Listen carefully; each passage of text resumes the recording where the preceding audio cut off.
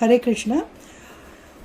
2 मई को भगवान आदि शंकराचार्य जी की जयंती थी, उनका जन्मदिन था और इसीलिए सबसे पहले हम जो एक ब्रह्म ज्ञानवली माला है वो भगवान आदि शंकराचार्य ने रची है, तो उसका हम पाठ करेंगे। What you all are suppose to do is कि आपको अपने मन को, चित्त को एकाग्र करना है और जो भी, जिसे भी आप अपना गुरु मानते हैं, उनके श्री चरणों में ये जो ज्ञानवली माला है उसको समर्पित करना है। ब्रह्म का ज्ञान कराने वाली ये माला है, इसलिए ब्रह्म ज्ञानवली माला इसे कहा जाता है। I am not a singer, I can not sing, but we will try to put our भाव पूरे शुद्ध मन से, शुद्ध चैतन्य से भाव को जो है हम प्रेषित करेंगे।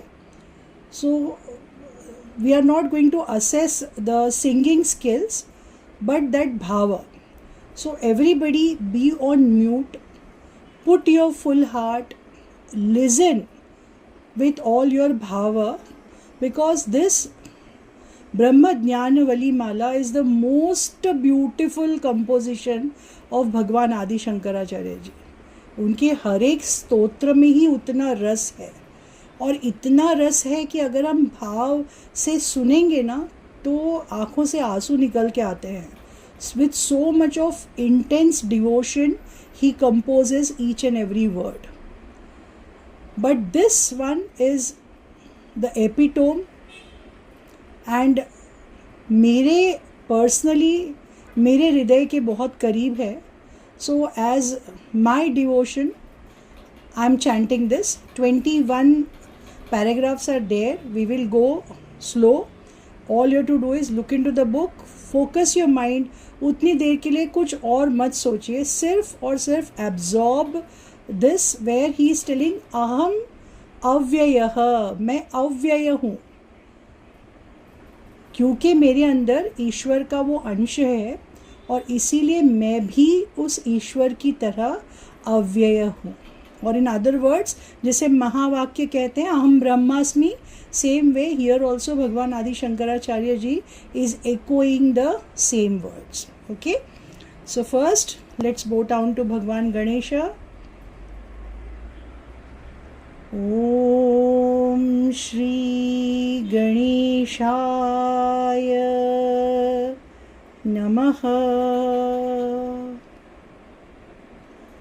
सदाशिवसमारम्भां शङ्कराचार्यमध्यमाम् अस्मदाचार्यपर्यन्तां वन्दे गुरुपरम्पराम्।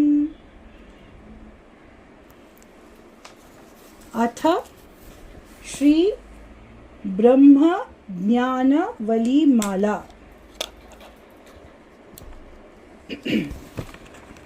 सकृतश्रवणमात्रेण ब्रह्म ज्ञानं यतो भवेत्, ब्रह्म ज्ञानावली माला सर्वेषां मोक्षसिद्धये।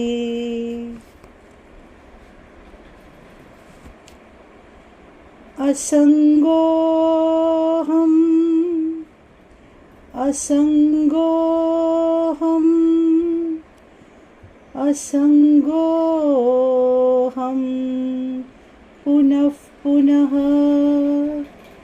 सच्चिदानन्दरूपोऽहम् अहमेवाहमव्ययः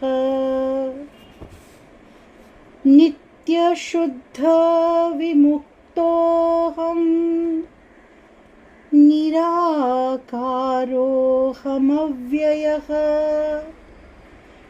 भूमानन्द स्वरूपोऽहम् अहमेवाहमव्ययः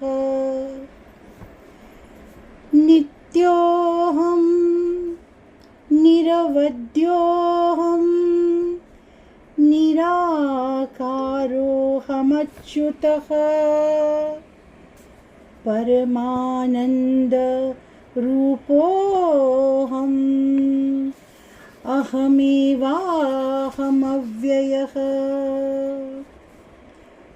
शुद्ध चैतन्य रूपोऽहम् आत्मा रामोऽहमेव च। अखंडानंद रूपोऽहम् अहमेवाहमव्ययः।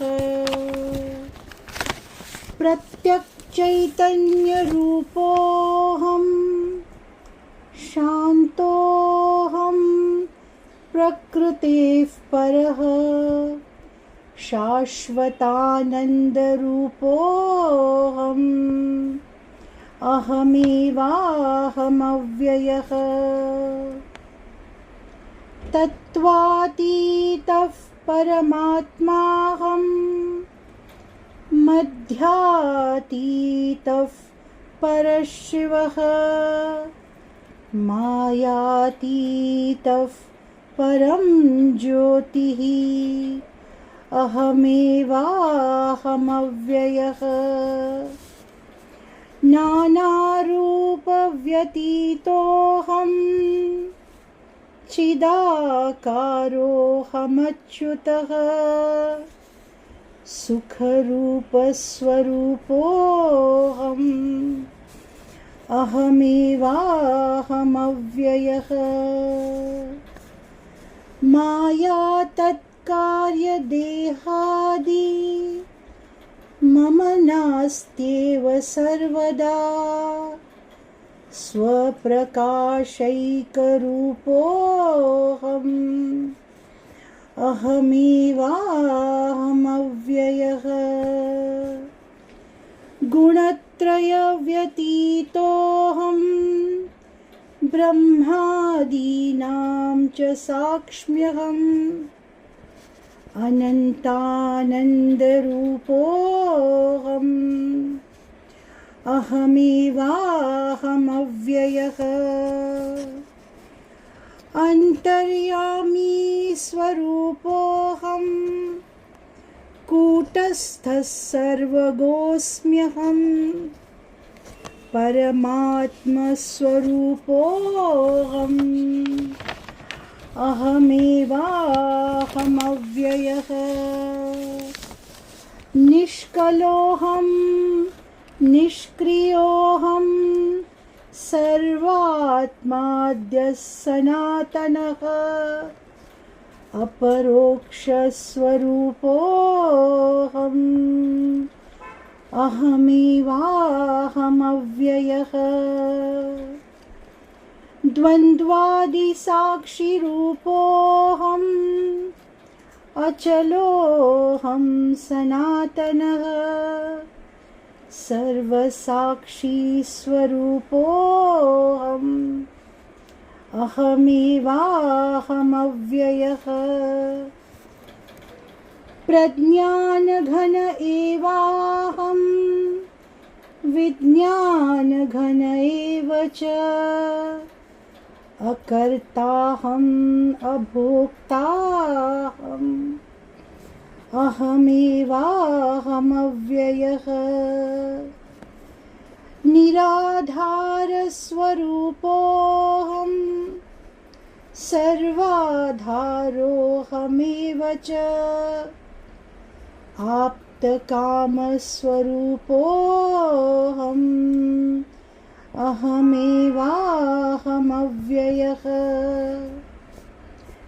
तापत्रयविनिर्मुक्तः देहत्रयविलक्षणः। अवस्थात्रयसाक्ष्यस्मि चाहमेवाहमव्ययः।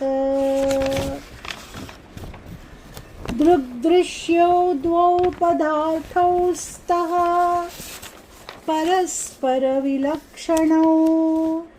दृग्ब्रह्मदृश्यं मायेति सर्ववेदान्तडिण्डिमः। अहं साक्षीति यो विद्यात् विविच्यैवं पुनः पुनः स एव मुक्तः सो विद्वान् इति वेदान्तडिण्डिमः। घटकुट्यादिकं सर्वं मृत्तिकामात्रमेव च तद्वद्ब्रह्म जगत् सर्वम् इति वेदान्तडिण्डिमः। ब्रह्म सत्यं जगन्मिथ्या जीवो ब्रह्मैव नापरः अनेन वेद्यं सशास्त्रम् इति वेदान्तडिण्डिमः। अन्तर्ज्योतिर्बहिर्ज्योतिः प्रत्यग्ज्योतिः परात्परः ज्योतिर्ज्योतिः स्वयं ज्योतिः आत्मज्योतिः शिवोऽस्म्यहम्। ज्योतिर्ज्योतिः स्वयं ज्योतिः आत्मज्योतिः शिवोऽस्म्यहम्। आत्मज्योतिः शिवोऽस्म्यहम्। असङ्गोऽहम् असङ्गोऽहम् असङ्गोऽहम् पुनः पुनः सच्चिदानन्दरूपोऽहम् अहमेवाहमव्ययः इति श्रीमच्छंकराचार्यकृतं श्रीब्रह्मज्ञानवलीमाला सम्पूर्णा। सर्वं श्रीकृष्णार्पणम् अस्तु। हरि ओम। This mala is the entire reflection of Vedanta.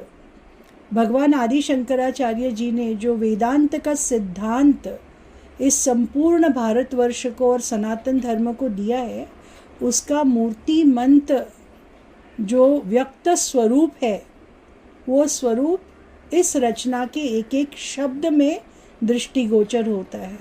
Once again, let's bow down at the lotus feet of Bhagwan Shri Adi Shankaracharya ji and our Jagat Guru Bhagwan Shri Krishna. Sarvam Shri Krishnarpanamastu. Hare Krishna.